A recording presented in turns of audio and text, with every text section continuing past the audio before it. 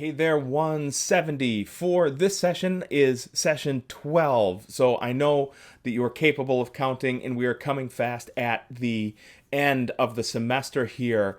So for this chapter, I'll tell you it is, actually for this session rather, there are two chapters. We are going to combine chapters 8 and 9 because the best way I've always felt to cover them as if they are one large chapter, which really they are. Here in chapter 8 where you start, we're starting to look at modular design, where we take a very, very long program and we say, hold on, if you look at this program, you can see that we do functionally repetitive things. I get data from a user and I repeat that. I get output to a user and I repeat that. What happens in modular design is we say, okay, hold on for a second. Instead of having one huge program that's hundreds of lines and error prone in the cases that we have to make a small change, what happens if we build it so that we can reuse every piece of our program? And that's called modular design. We take out pieces that have single functions: get user from a data, print user, get user data rather, get user from a data, not okay. Get output out to a user, open a file, check a file, things of that nature. Those are all single purpose. So build a module out of those so that we can repeat those. And actually, I've got examples for you. I don't want this video to be too long because I have a lot of long videos in the chapters 8 and 9 material for you. So I want to keep this one to a minimum. But there's really good reasons why it's in your best interest to build even small applications with modular design in mind.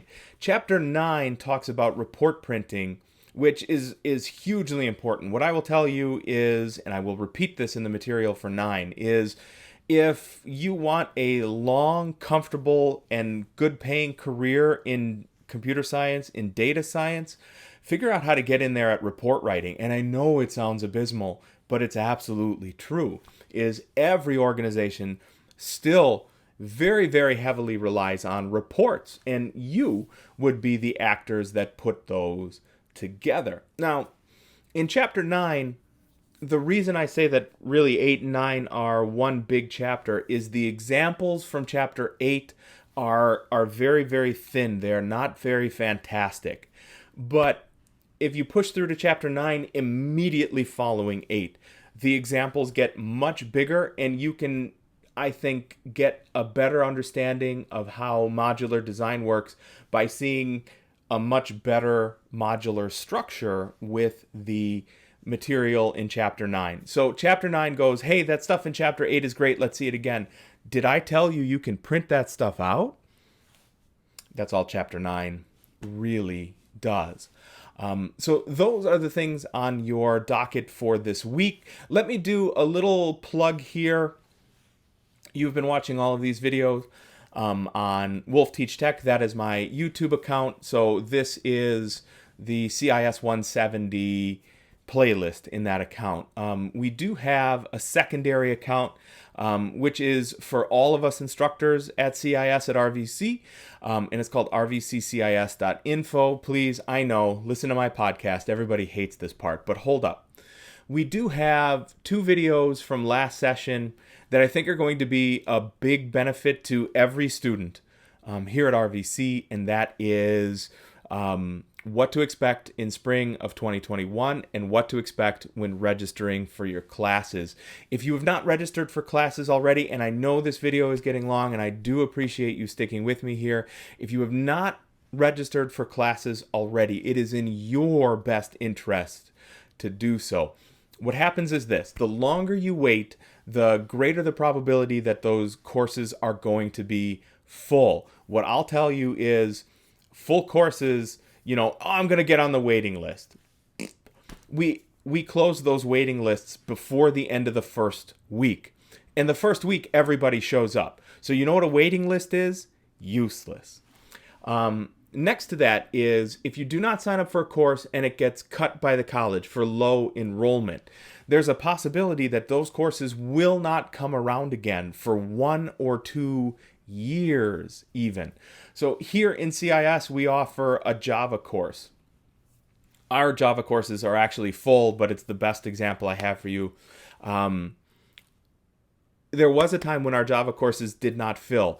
And actually, just in the 6 years that I have been here at Rock Valley, there have been two-year gaps where that course was not offered. Students needed that course and actually had to wait to graduate in order to take those. So we have done a better job of getting that Java course to run every year. But let's say, for example, you do not sign up for Java now and you wanted to graduate in May. Tough. You have to graduate in May of 2022 because you have missed your opportunity to sign up for that class. So later this week, I will send to you in a supplementary email message our PSA, public service announcements, on what to do for registration, what to look for in registration, and what to expect for spring of 2021. And you'll see those later this week because I think I've given you enough to chew on here. For anybody who also has any outstanding work that I've been working with you to submit, so if there was any issues on Chapter 7 where I said, the usual thing that I have to say, which is make these changes, resubmit, message me, earn as many as half the points back, that window is closing this week. So make sure you go back and do that. So I know that was a bunch to chew off. I know you've been watching this video for 1,000 hours now already, but everything gets to be a little bit more critical as we get to this stage, which is we're inside of the last quarter, as a matter of fact. We're under 20%, so 80% of the semester is behind us. Here are the critical 20% that we have left. So good luck. Message me if you have issues. Do not wait to start on your homework. Good luck, and we'll see you actually a little bit later this week with our public service announcements.